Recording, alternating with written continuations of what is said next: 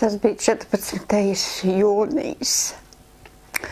3:00 no rīta. Bija ļoti skaista saulains rīts bija.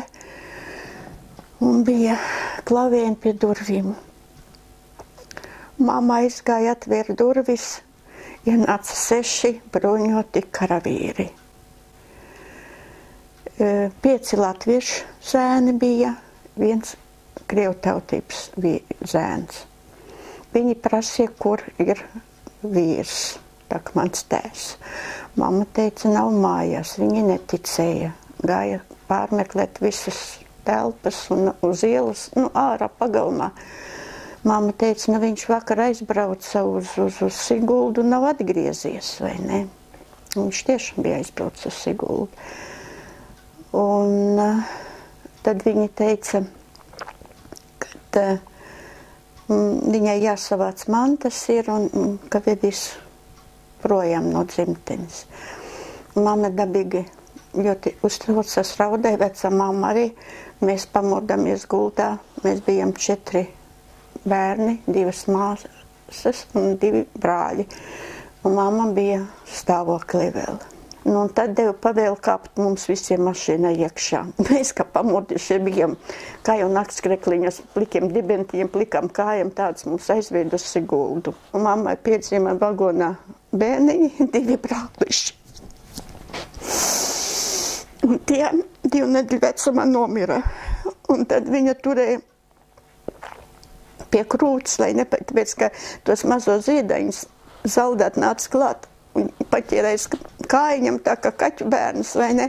Un met pār, tādi mazi lodziņi bija, vai ne? Pa tiem lodziņiem ārā.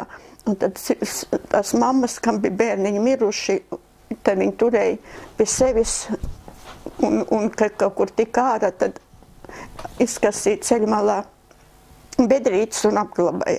Mamma pat neatceras, kas tā pa stāciju bija, jo viņa krieviski nemācīja lasīt, un kas tā pa vieta bija, kur mūsu brāliši tika ierakti dzelzceļa malā. Brālim bija 9 gadi, māsai bija 7 gadi, man bija 4 gadi, un brālītim tam bija 3 gadiņi. Lielais brālis bija ļoti smags, slims, Ullis Vāciņam bija, Valdiņš bija 3 gadi, tas arī bija smagi. Un mamma tā vienu ņēma uz rokām, otrs gultā gulēja. Tad nebija zāles, ko viņus ārstēt. Un daktarīt ienāca, teica, viena špricīte būtu, tad mēs varētu viņus glābt, vai ne? Un tad vienā vakarā mamma paņēma vecāko brālu Uldi uz rokām, un Valdiņš tajā gultā gulēja. Un viņš saka, mammu, es tagad došos uz savām mājām, uz Inciem. Mums izved no Inciem. Un nokāpa zemi, kur viņam radās tas spēks. Mamma teica, es nezinu. Un aizgāja līdz durvīm un saģima. Un ar to viņš nomira. Un otrā rītā nomira otrs brālīts. Un tad sākās viss tā traģiskākā dzīve.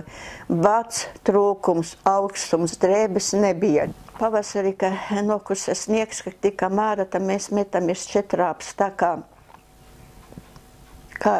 teikt, kā zirgi, kā govis, un ēdam to zālīti. Tā zeme paliek pilnīgi melna. Skolā es biju teicamniece, labi mācījos, ļoti sabiedriska biju, dejoju, dziedāju, teātru spēlējām un vingrojām, bet, mums nebija tiesības nekādas. Nekādas nebija. Mūs pazemoja, mūs nicināja. Tas bija 57. gadā, 5. martā tika dota pavēle visus izsūtītos atgriezt uz savām dzimtām mājām. Strādāju un izaudzināju bērns, bērni pabeidza abi 2 augstskolas, apprecējās, sagaidīja mazbērnus. Un tagad es tikai nepiedalos visur. Visos piketos, visos lietasargos stāvējām Rīgā un rokās sadavušies. Tā kā dzīve ir laba, kas skaiša. Pagātnē Latvijā.